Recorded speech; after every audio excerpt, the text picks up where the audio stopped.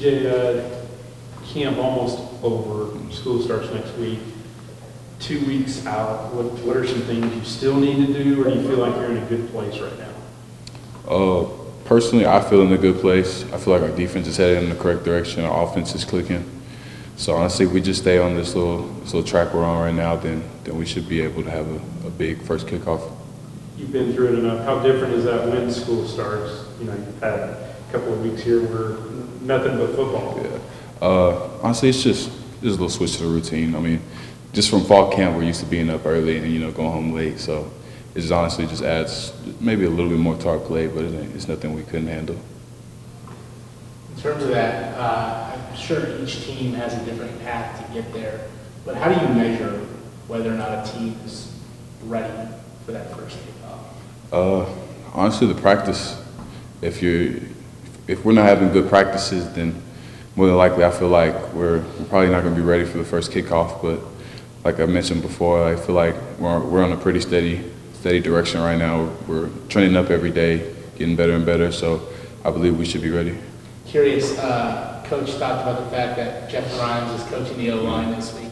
Maybe they have a little bit of different swagger with him. Do you notice an O-line difference between Jeff Grimes and Eric Mateus? Well, the O-line and the D-line have our indies in practice, like right next to each other. So this week has definitely been, we could definitely hear Coach Grimes more than we were hearing Coach Mateos before. So you definitely see the hunger in the O-line a little bit more. It could just be because, they're like in front of the OC, so they want to work harder.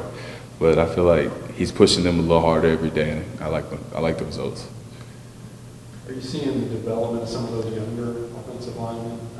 Yeah. Like you said, you go against them some, but like particularly in that redshirt freshman class, you're seeing some of those guys starting to. Yeah, definitely. I feel like honestly, they could all play. Yeah. They could definitely all play. It's just the matter of who gets it the best, and they've all been striving and getting better as practice has been going on. So as long as we just continue to trend up, then we should have plenty of depth for the O-line. Do you start to get antsy to actually get out there and play after a few weeks of this? Oh yeah, definitely. I mean, it's been 2 weeks of practicing for basically nothing except for our own personal gain. So I feel like I said it like probably yesterday. I told the offense I'm tired of playing y'all. I want to play a different team. Are you torn at all though, knowing this is the last year, and do you almost want stuff to last a little longer so you still have it? Probably the season, but not so much fall camp. As a leader in OLED, how much responsibility do you take in terms of getting, like you said, the defense headed back in the right direction?